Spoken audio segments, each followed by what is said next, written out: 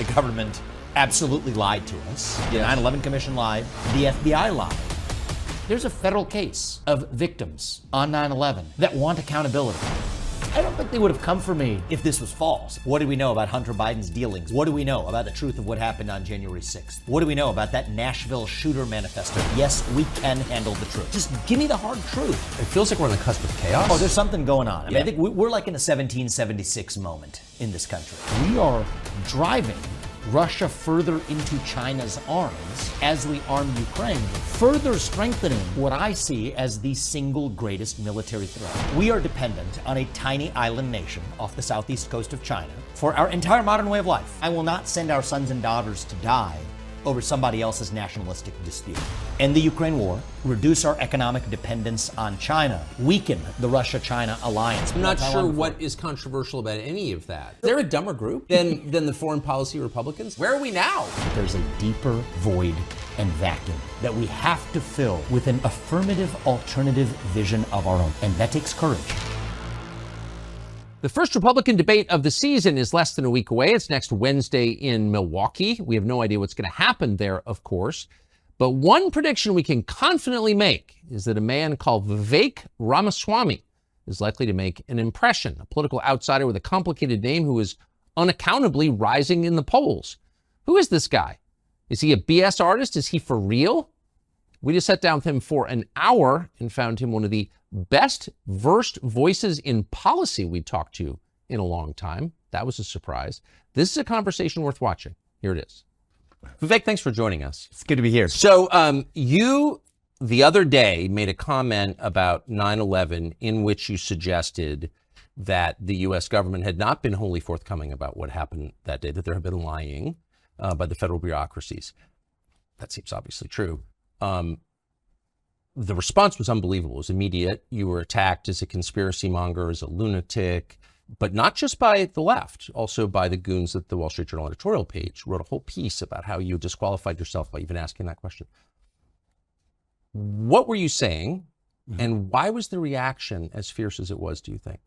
It was fascinating, Tucker. I've had many of these moments in the campaign where they said, this is the campaign ender. This is over. He just blew it. This is one of them. So this is like the fourth or fifth of those.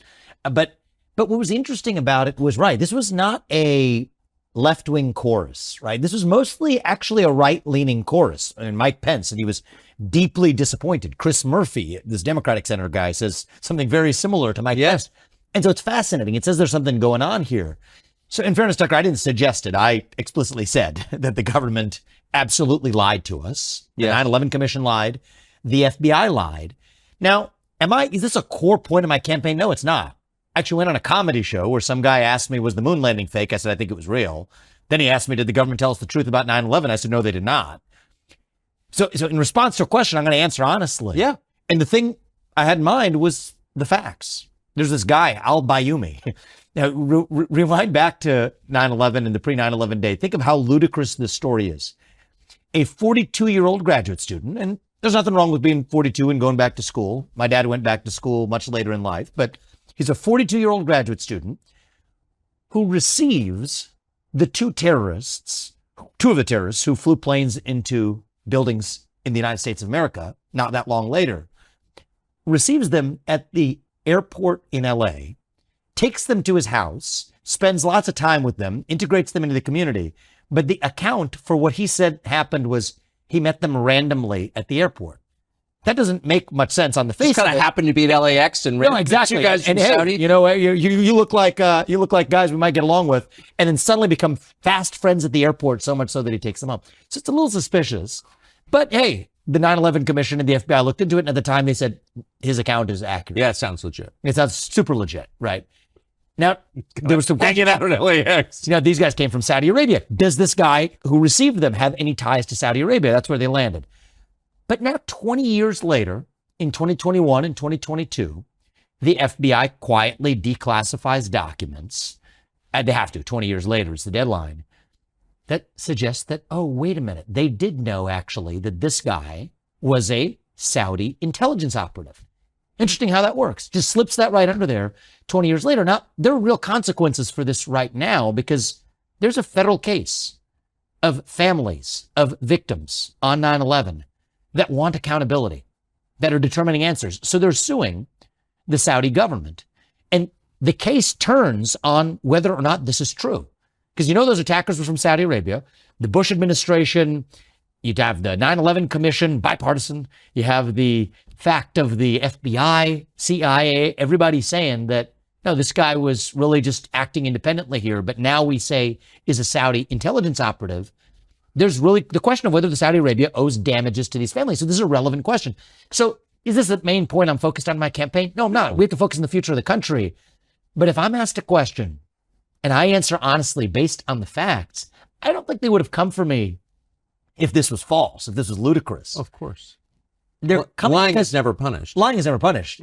But it's speaking the truths you're not supposed to speak. That's what actually attracts the immune response, the anaphylaxis. But why? I mean, you made I thought, a really wonderful point in one of your responses to this, in which you said it's not okay for the government to lie to us, period, in a democracy. It's poison, and it corrodes the system that we revere, democracy. So, but why would the Wall Street Journal take time out of its busy schedule of defending low capital gains taxes to attack you over this? What's interesting is I think that there's a bipartisan consensus in this country right now that we, the people, we can't handle the truth. Yeah. It's like Jack Nicholson at the end of the movie, right? Yes. You can't handle the truth. You need me on that wall. My basic view in this campaign is no, we don't need you on that wall. And yes, we can handle the truth. COVID-19, what was the origin? What did we know about the vaccines before we mandated them? What did we know about Hunter Biden's dealings before we systematically suppressed that story? What do we know about the truth of what happened on January 6th? What do we know about that Nashville shooter manifesto, the transgender individual who shot up a bunch of people in a Christian school? That's why I went to Nashville not that long ago, because Bill Lee, a Republican governor of Tennessee, now wants to pass a red flag law in Tennessee without releasing that manifesto. The whole point is the public can't handle the truth.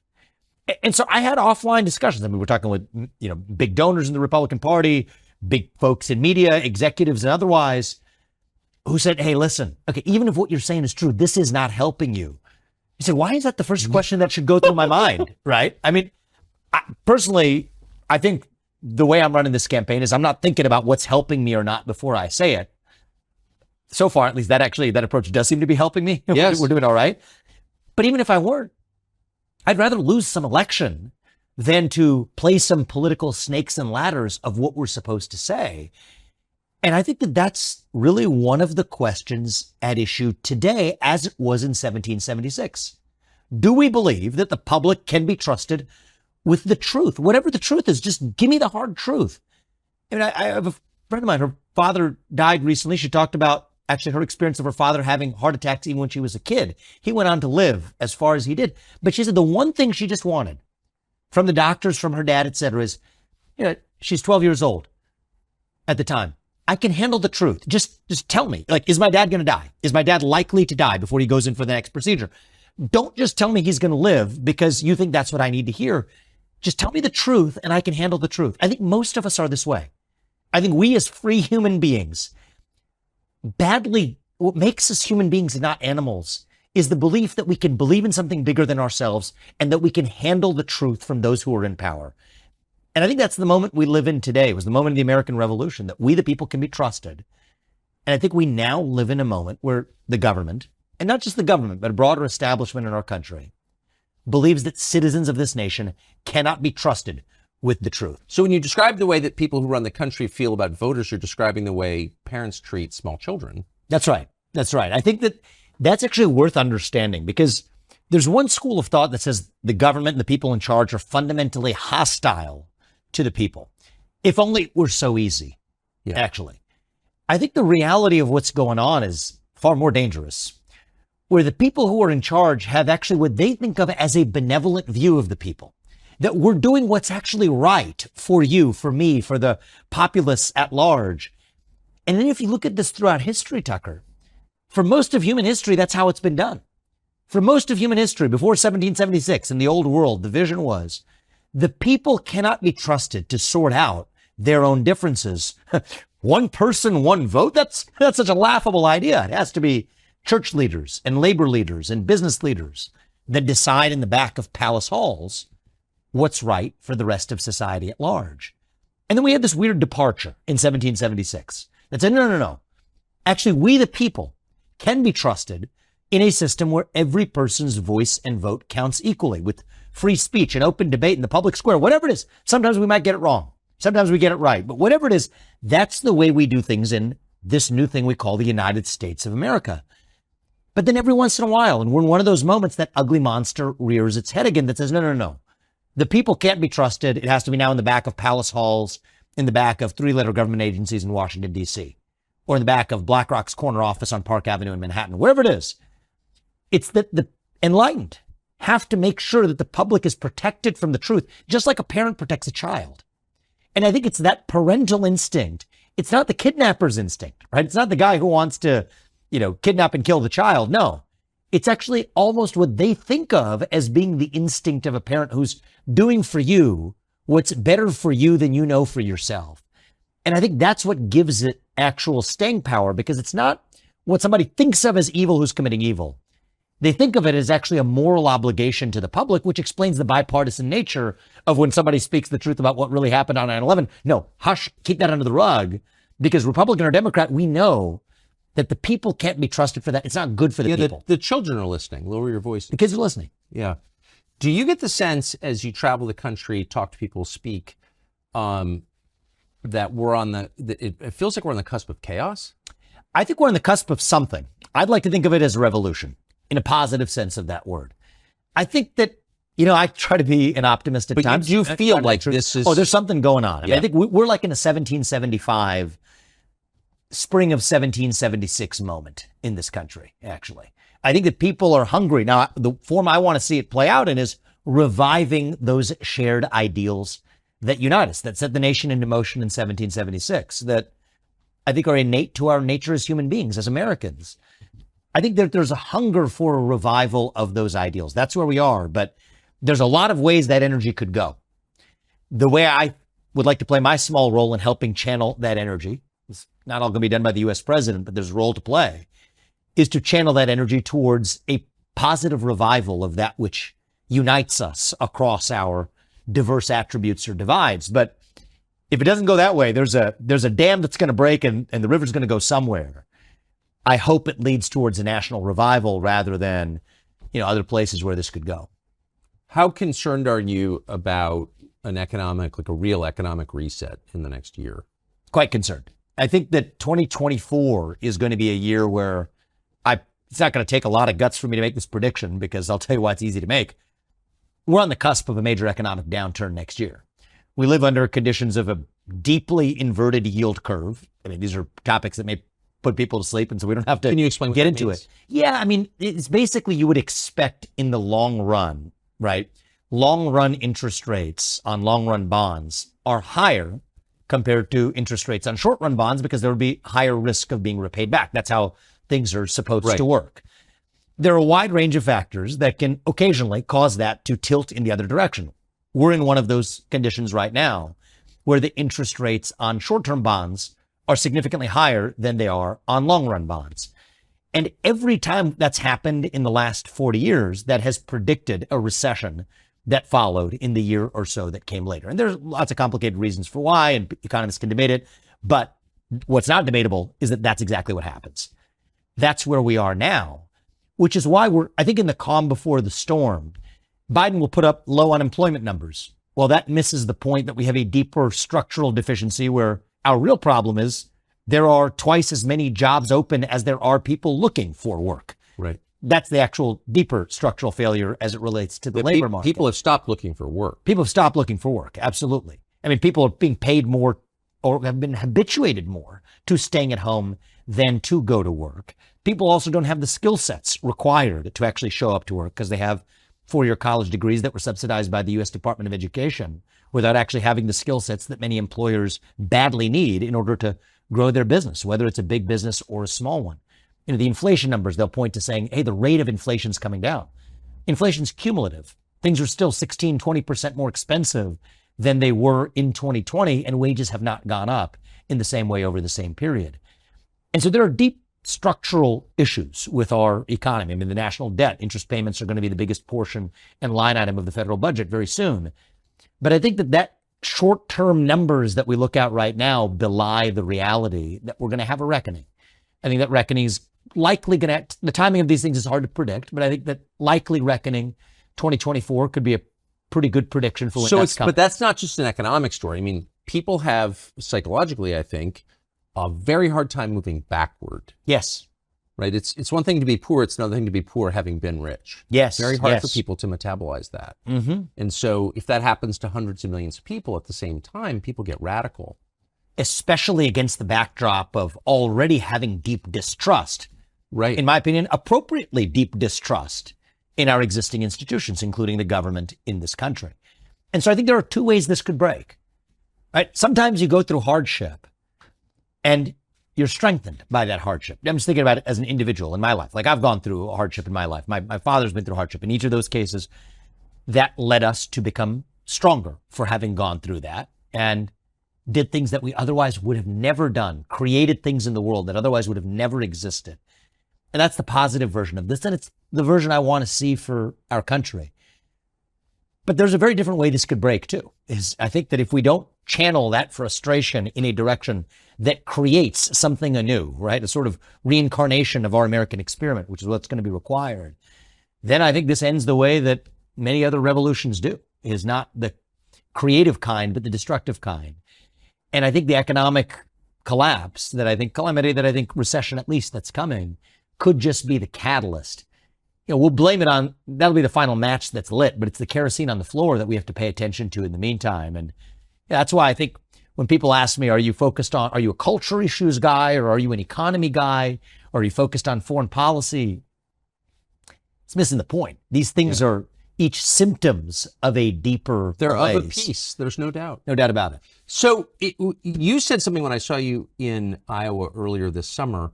You said something really, really interesting about donors. And you are an interesting figure because you're effectively from the donor class. You're a rich guy running for president. Now you're dealing with donors from the other side. Mm-hmm. And you said that your views on Ukraine had given a lot of them pause. Yes.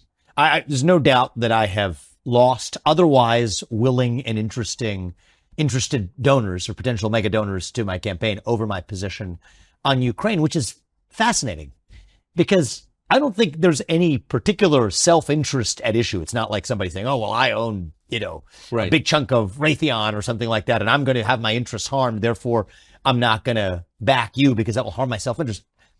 That'd be an easy and fun and facile explanation, but that's not what's going on. I think there is a deeper bipartisan institutional consensus, the same consensus that said we can't be told the truth about 9/11, that effectively says that we can't confront some of the same facts about Ukraine. And I try not to be reactive, Tucker, because it is a natural impulse where, of course, at least the way I'm wired is, if somebody tells you not to do something, there's almost a natural temptation to go in that direction. Right.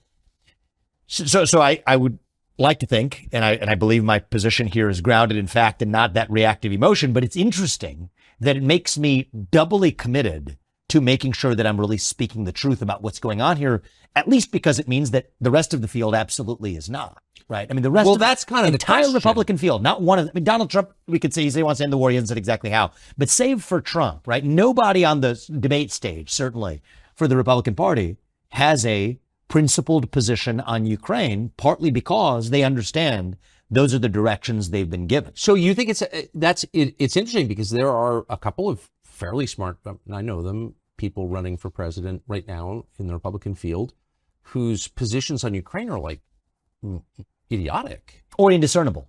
Right. They don't even make sense. Some are idiotic. The idiotic one is just we have to arm them to the teeth, give them as much money as possible because we stand with Ukraine. The indiscernible ones are the ones where they'll tell you one thing and then they'll tell their donors one thing and then they don't know where they actually stand because they're being buffeted. But that's the effect of donor pressure. Right. It is. It really is. It really is. Absolutely. I mean, I think that there's, I think there's finger in wind candidates. And I think that that exists. So there's finger and wind candidates on Ukraine, but I think that there are also separately candidates who just believe that this is the way that we do things in the United States of America. We don't stop until we have taken down what we have decided is our enemy, forgetting that the USSR doesn't exist anymore and believe that that's the only source of victory. And so my view, I start from a different premise. And there's pros and cons, right? On one hand, I don't have national ads running because my super PAC the super PAC affiliated with me is tiny compared to those affiliated with, other candidates in this race that have television ads blaring and lifting their numbers up in the polls because they're buying a bunch of TV ads. The flip side is I'm unconstrained by what I'm able to say. And that allows me to speak truth that a lot of people in this country recognize to be the truth, which is that we have no discernible national interest at issue in Ukraine. The truth is that as much as we will fetishize and debate the 1994 Budapest Memorandum, which the U.S. wrote, UK and Russia were also parties to it with Ukraine, which I believe we have more than fulfilled our obligations. You don't hear a peep about James Baker's 1990 commitment, his not 1 inch commitment to the NATO wouldn't expand 1 inch beyond Germany. No discussion of that. Against the backdrop of the reality that we face, which is we are driving Russia further into China's arms as we arm Ukraine, further strengthening what I see as the single greatest military threat that the United States certainly has faced since World War II. You could make a case that the United States has ever faced if you actually look at where this could be going. And yet we are actually the ones responsible for driving that Russia-China military alliance. And so one of my advantages is that I am not, some people say, well, you don't have foreign policy experience. And I'll say, yes, I don't have foreign policy experience. And that may actually be an advantage in bringing a rational American. So you're not responsible for the war in Iraq. Yeah, and that's a bad thing. Yeah, well, I think we could debate whether it's a bad thing or not. But if you break the car, you don't turn over the keys to the guy who broke it. No. That's what I would say. And so, I think that we are on our way to Ukraine turning into another Iraq or another Vietnam all over again. Except this time, I think it could be worse because there's nuclear weapons at issue. There's an alliance with China, an economy that we depend on for our modern way of life, that's also at issue. And the irony is, I think a lot of people today believe that somehow world leaders make their decisions by analogy. So Xi Jinping is going to say, oh, well, because Vladimir Putin walked away with a piece of Ukraine that he didn't have, that somehow means that by analogy, I'm going to be judged more favorably if I go after Taiwan and walk away with a piece of Taiwan that I didn't have, when I basically don't think that's how autocrats or any global leader should, or at least does, make decisions. To the contrary, I think what's actually more likely to happen is we're going to put Xi Jinping in a more likely position to go after Taiwan sooner because he knows that Russia's in his camp because they're in a more solid alliance. There's nothing we can do about it. Yeah, on Taiwan, you mean? Yeah. Yeah, I mean, I think that that's mostly right. Now, my view is, this is also another heresy that I think have recently managed to cross last night, which is that I think our commitments to go to war in that situation, or to at least even militarily engage in that situation, should change if it's before or after we have semiconductor independence in this country. Well, yeah. I mean, I think so. Right? So I agree with you completely. Yeah. But for people who aren't following this, explain what you mean. Yeah. So this is a long history here, but for historical circumstances that are long and unfortunate, we are dependent on a tiny island nation off the southeast coast of China for our entire modern way of life. Right? These lights wouldn't work. The phones in our pockets wouldn't work. These TV screens and cameras wouldn't work if it weren't for leading edge semiconductors that are manufactured by basically one company and a set of companies around them, TSMC on Taiwan, that power our entire modern way of life. That's just a hard fact. How we got here, it's a long story. I think it's sad that we are where we are, but we are where we are. China has two reasons to want to go for Taiwan. Okay. One is a nationalistic reason, which is that back in 1949, they had this complicated civil war. Chiang Kai-shek, went to Taiwan and claimed that that was actually where the real Republic of China was based. And Mao Zedong said, no, it's the Communist Party of China out of Beijing. And for the longest time, actually, the US and the UN recognized actually the real China as being run out of Taipei. But at some point along the way, switched to saying, no, it's actually run out of Beijing. And so there's this nationalistic thing going on that's super complicated history over there. But there's a more modern motivation for Xi Jinping, which is, wait a minute. If I now have control over that island, I have control over the entire United States because I now have the economic leverage to get to a deal that the U.S. wouldn't have said yes to. And I think what Xi Jinping is going for is the basic deal where he says, I get to make your stuff as long as I get all of your IP and everything else in return. And right now, if he says that to the U.S., we're not going to go for that deal. But if he's squatting on the semiconductor supply chain, well, then that's how we ultimately get to parity, consummate the codependent relationship. And I think that's step one of a broader conquest of the modern West. How hard would it be to achieve, as you said, semiconductor independence in the United States? It's not going to be easy, but I'm confident that with focus, I can lead us there by the end of my first term in office. And my basic rule of thumb on this one, Tucker, is just to be very practical, looking at this from American interests. I do not consent to Xi Jinping holding an economic gun to our head and lording that over for the next 100 years of the future of the United States. But if we're no longer dependent on that tiny island nation, then I will not send our sons and daughters to die over somebody else's nationalistic dispute. How That's where I'm at difficult on is it to produce? I mean, it's interesting, and you said there's a complex history that I'm not familiar with behind it, but how complex is it to build your own semiconductor? It's complicated because a lot of it relies on know-how. So it's not just raw production capability, but it's the know-how of how you actually make it. And so I think that requires pulling people from, TSMC in Taiwan to the United States. And I think that that's something that we should be intensely focused on right now. There's new, giant projects, manufacturing projects in Arizona, near where I live, actually in my home state of Ohio, that are going to be steps forward in that direction. I also think that, like it or not, a relationship with South Korea and Japan is going to have to play a role in speeding up our semiconductor self-reliance as well. Samsung is the next best leader. It's not even an American company. After TSMC, there's like a big jump down. Then it's Samsung. Then there's a big jump down. There's Intel and everybody else here. So I think that it's going to require, and I don't like multilateral trade agreements, but if we're going to have to do them, let's keep it bilateral. Bilateral agreements with Japan, with South Korea. That's a big part of what's going to be required. And so my view is, let's think about first term in office as it relates to this dimension of foreign policy. End the Ukraine war on terms that help pull Russia out of China's hands. That's going to require rebuilding a lot of trust. I think I'm up for that job. And I believe that Putin can trust us to follow our self-interest as long as we trust him to follow his. Reopen economic relations with Russia, freeze the current lines of control, make a permanent commitment that NATO will not admit Ukraine to NATO. But in return, weaken, if not disband, that Russia-China alliance. I'd get India back on side. And, if there's a guy who's going to rebuild trust with India, it better be a guy with the name Vivek Ramaswamy who might be up for that task. But, getting India on side to say, we're going to be making sure that in a conflict situation in Taiwan, that we're at least on side with the United States. But then more importantly, get semiconductor self-sufficiency in the United States, reduce our economic dependence on China. If we're there by the end of my first term, by the end of 2028, the stakes are now just a lot lower with respect to what's actually happening in Taiwan. And if, is it preferable for China to annex Taiwan even after that scenario? No, probably not. But that's a different bar for whether or not we're going to actually be willing to send our sons and daughters to die over it. And in the meantime, there's one aspect of our national defense that surprisingly nobody's talking about, Tucker, which is actually our national defense of the homeland, where we have actually badly missed the plot for super EMP attacks, cyber attacks, nuclear defense. We helped Israel build an Iron Dome. How about an equivalent of an Iron Dome for the United States and our own homeland? And so that's where I'm focused in my first term. On foreign policy, if I can get us to semiconductor independence, if I can get us to significantly reduced, if not total economic independence from China, weaken the Russia-China alliance by ending the war in Ukraine, that actually keeps China at bay from not having an economic gun to our head over our modern way of life, at which point we then have a different set of commitments where after that, we're going to be in good shape no matter what happens.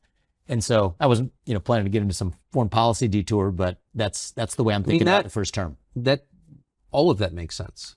You think so? Well, I'm not sure what is controversial about any of that. Well, I think what's controversial about it is they say how weak. far those priority. It's weak. That's what I've heard yesterday. Yeah, I mean, I from whom? Well, from a lot of Republicans actually. And is there a dumber group? I mean, than the foreign policy Republicans? I mean, I'm not talking about Republican voters. I mean, the members of Congress, the low IQ guys from, including your state, I hate to say it, Texas, who make their entire career about seeming strong and quoting Reagan, and under whose watch the country has become demonstrably weaker. It has become, and that doesn't lead to strength, actually. Where are we now? And the funny part is our transgender army, like seriously. Well, people also miss this, Tucker, and this makes people uncomfortable as they get very upset when I say this. I think there's a chance that if we enter war with nuclear allied Russia and China, the United States as we know it, we may take a risk of it ceasing to exist. Of course. Okay, I'm glad you appreciate that. That's good because many people are like, what are you talking about? The United States ceased to exist. No, I actually think. Well, in a nuclear conflict, yes. Well, because we don't have nuclear defense capabilities. No. You know, national defense has not been about defense for a very long time. Right. And so, by the way, super EMP capabilities take out our electric grids. We have, 60 Chinese transformers that are in the midst, nodes in our own electric grid. They could shut down our modern way of life with that. You want to talk about actual cyber attack capabilities? We're better on offense. We have no defensive capabilities. And so, when I think about a modern foreign policy vision, I'd revive a modern Monroe Doctrine. You don't mess with the United States on our own soil. We are not okay with a Chinese spy balloon flying over half our country. We are not okay. We do not consent to a Chinese spy base off the southeast coast of the United States or in Cuba spying on the southeast corridor of the United States. We're not okay with intentionally pumped fentanyl, the raw materials literally coming, I'm not making this up, from Wuhan to Mexican drug cartels that are intentionally being pumped across our southern border as part of really a one-sided opium war. No, we're not okay with that, or with interference in the Western Hemisphere, or with China having control over the Panama Canal, something that people forget as well. No, we're not okay with that, but that is also our top priority. Protect the homeland and the interests of citizens here at home. That is how America is strong and actually leads on the global stage. And so the irony is, at least like the Reagan version of this was, yes, all of that projection peace through strength, but strategic defense initiative, nuclear defense here at home. Now we're in the worst of all worlds where you have a generation of people who vaguely remember the slogans and feel like they want to puff their chest, but can't really do it super confidently. So they're like doing it as like a second language.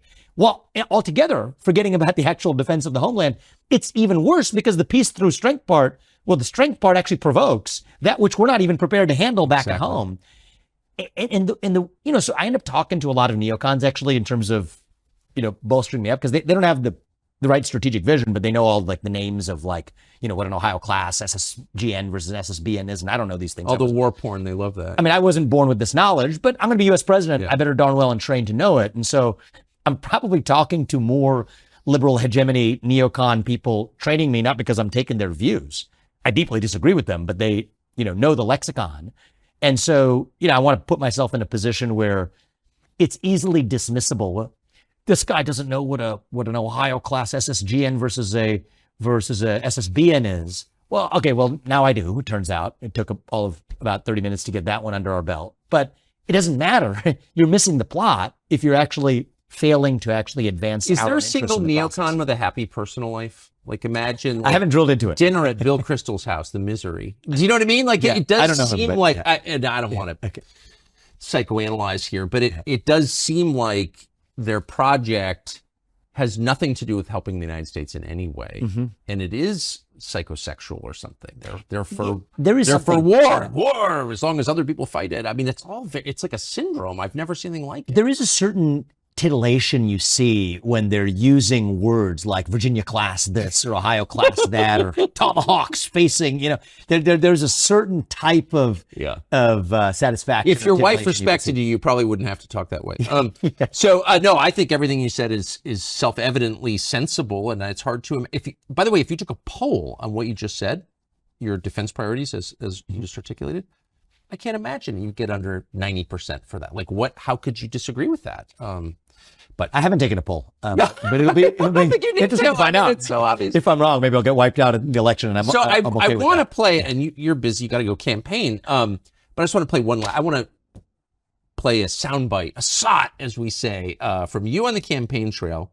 This is an exchange, which I think just says a lot, where you're approached by a self-described pansexual. Here's what happened next. I was just wondering, what were your opinions on the LGBTQ+ community? Well, I don't think it's one community. Really? Yeah. I mean, how could it be? Just mashed together an alphabet soup. Trans is fundamentally in tension with gay, if you ask me. But what's your opinion? I am personally a pansexual, so I was just wondering what your views on same-sex couples were. I don't have a negative view of same-sex couples, but I do have a negative view of a tyranny of the minority. So I think that in the name of protecting against a tyranny of the majority, and there are times in this country's history where we have had a tyranny of the majority, we have now, in the name of protecting against tyranny of the majority, created a new tyranny of the minority. And I think that that's wrong. I don't think that somebody who's religious should be forced to officiate a wedding that they disagree with. I don't think somebody who is a woman who's worked really hard for her achievements should be forced to compete against a biological man in a swim competition. I don't think that somebody who's a woman that respects her bodily autonomy and dignity should be forced to change clothes in a locker room with a man. That's not freedom, that's oppression. And so I believe that we live in a country where free adults should be free to dress how they want, behave how they want, and that's fine. But you don't become oppressive by foisting that on others. And that especially includes kids, because kids aren't the same as adults. It's just a beautiful answer in so many ways, but I just want to parse your initial answer. 3 parts about it I love. She comes up and says, what are your opinions on the LGBT community? First, you question the premise of the question itself. How is it a community? Trans is fundamentally in tension with gay, as you say. That's not a community. I agree with that. Second, you're completely calm and you explain yourself. And third, you say, what's your opinion? Yeah. And you throw it back to her. But to the first thing, trans is fundamentally in tension with gay. I have not heard anybody say that in public. What do you mean? Well, I mean, first of all, it's just starting with the L and the G. Most lesbians don't like gay men and vice versa. But then now you keep adding. I don't think you can say that. It's too true. And you sort of like further start playing this out. Wait. Trans is this totally weird separate thing. That's like, so like, you're just like mashing this like alphabet soup just to create an us versus them destruction of modern order. Sorry, I should say I someone in the studio is nodding. Who would know? What you just said is true. It's the truth. I mean, really. And so the truth is, let's just take, I mean, we could have a lot of fun with this one, but just take some of the suppositions here and see if this logically makes sense, right? Like one of the suppositions in the gay rights movement, which, I'm totally open to this, but it's just partly of how we created gay rights in this country, is that the sex of the person you're attracted to is hardwired on the day you're born, even though there is no gay gene. Now, if you make it one movement, the LGBT movement, that's the same movement that also now says that your own sex is completely fluid over the course of your life, even though there is a definitive sex chromosome. Like, you can't believe these two things at the same time. They're fundamentally nonsensical. It's nonsensical. And so that's what it reveals what's going on, Tucker, is that these are cult-like belief systems, right? Because if it's a religious cult, then you don't have any obligation to logic if you're subscribing to a religion. And the worst religions are the ones that fail to recognize themselves as religions. I think religion can be a great thing. You and I are both pro-religion, pro-faith, if we recognize that we're actually exercising faith. But the most dangerous religions of all are those that claim to be secular but are actually religious in their conviction. And one of the ways you can smoke out that it's a religion is just these inherent tensions. Then you give it a flag, then you give it a symbology, you give it an idol. The first idol was not good enough, the rainbow flag. Then they had to make the trans flag, the upgraded version, the golden idol. They started with the silver one. And so this is what this is about, is a form of idolatry in the trans flag that is a symbol of a broader religious conviction.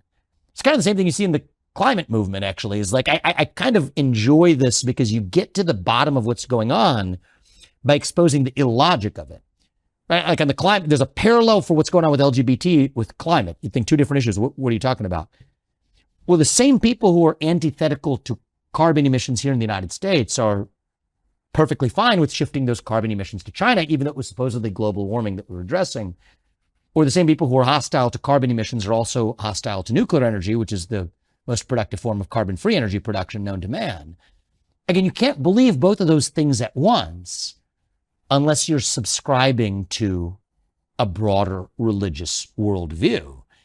And I think that religion it's the same religion, whether it relates to the climate dogma, whether it relates to LGBTQIA plus-ism, whether it relates to racial wokeism.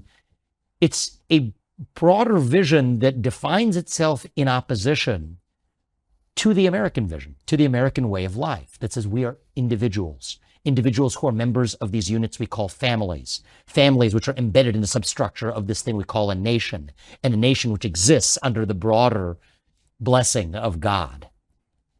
Individual, family, nation, God. That is one worldview. And the thing we're describing here is an alternative worldview grounded in race, in gender, in sexuality, in climate. And one of the things that I feel for some of the people who subscribe to this religion, I somewhat felt for this woman, right? She wasn't, there are others like her. There's another one actually at the Iowa State Fair who had similar beliefs that did not comport him or her or they self, whatever this individual was, in the same civil manner that this woman did. He had a cowbell and was ringing and was antithetical to having conversation. This woman at least was having a conversation. I kind of felt for her because what I saw in her eyes was she's not an evil person who's trying to be a crusader for some faith to put the other side out of business. Those people exist. She was just lost, actually. Right? I don't know if it was harder to see on the camera, but I was face to face with her. And when I see that, it's why I also thanked her. I said, thank you for being civil in your exchange. And I'll give you the same courtesy in return. I mean, she was early 20s, best my guess. She's lost. There's a void there. Yeah. Right? So I asked her the question back. There's a blank stare you get in a response. It's almost the same blank stare as if I ask most young people on a given day, what does it mean to be American? It's that same blank stare. That's the void. It's like a deer in the headlights. And I think that this is our moment, our duty, our job as leaders. It's the job of the next U.S. president, might be the most important one of all, to fill that void with an answer to the question of what does it mean to be an American? What does it mean to be you? What does it mean to be an individual rather than riding a tectonic plate of group identity? What does it mean to be a member of a family, a nuclear family with a mother and a father that by definition brought you into this world? What does that mean? What does it mean to be a citizen of this nation? Not some nebulous, vague global citizen fighting climate change. No, but a citizen of this nation on this land with these ideals. What does it mean to believe in God, to be a nation under God? I think that's our moment.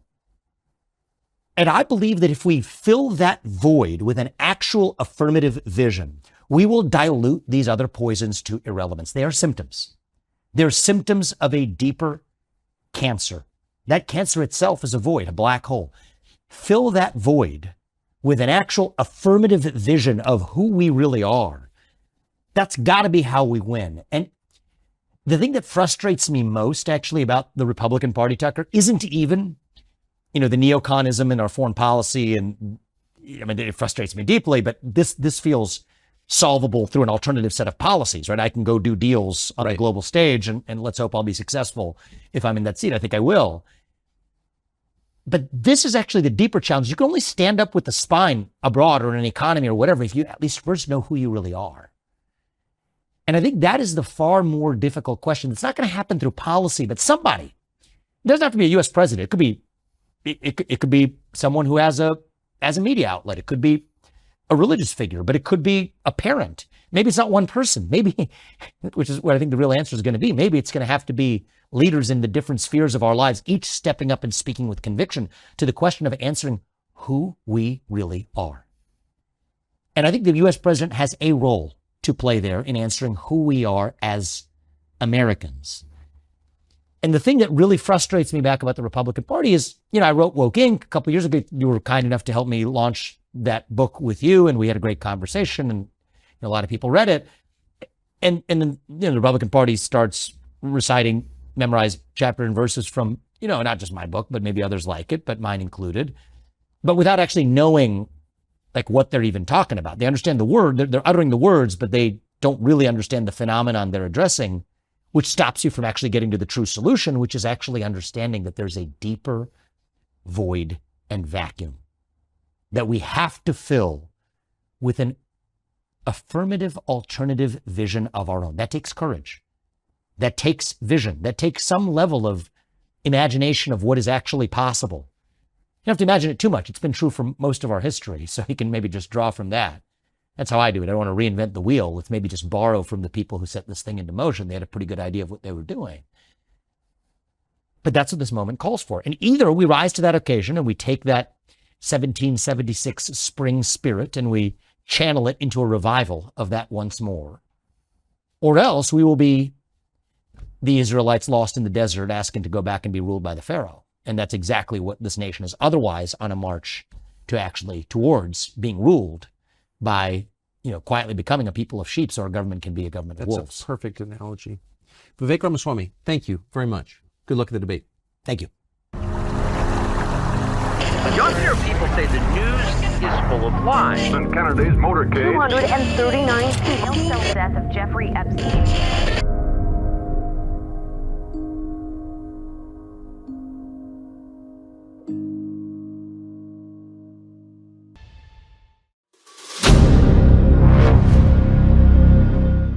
I'm looking for partners, collaborators, colleagues who want to join forces with me around the globe and create real value, generational wealth, and financial freedom for everyone else around the world. Get involved in the cryptocurrency markets, get involved in the NFT markets. This is your moment. Life all comes down to a few moments. Don't let this pass. Now it's not too late. Next year's going to be too late. Ultimately, this is about freedom. That's the way I see it. This is about giving power back to the people and enabling billions of people worldwide to use the financial markets to improve their lives and those of their friends and their families and their communities. Honestly, I think it's a violation of human rights not to allow people basic access to financial services. Because right now people are being kept in the dark, they're being robbed of education, and it's a travesty. And so I'm looking for people that want to join me and be a part of this solution. And that all happens inside the DeFi Academy. The gains my students are making are absolutely amazing. Double, triple-digit gains in the first month alone. That's amazing. This will change your life. Now is the time to get involved. I'm going to tell you exactly how my students in my academy made money in the last 30 days. I'm talking about real trading results. And let me just whet your appetite a little bit. Let me hit you with some numbers. I'm talking Brendan from New Zealand is up 68.77% on the month. Steve from Europe up 83%. Albert in Singapore up 169.9% on one single trade. I got Susan up 153% on her call options alone, also rocking 139% returns and 442% returns as well on individual trades. These are people that are changing their financial future in the last 30 days, but it's based on trading discipline. I've graduated over 500 students from inside my academy from over 54 countries around the world. It's amazing. When it comes to crypto, DeFi, and blockchain, we love this space. We truly believe it's the future. This is down to our core. It's authentic to what we're doing, and everybody can tell through the camera because you can't make this stuff up. If you're watching me now, wherever you are, I implore you, take 60 seconds right now and join my academy. Apply today. Now you've got a chance. Life all comes down to a few moments. What are you going to do? What's the choice that you're going to make?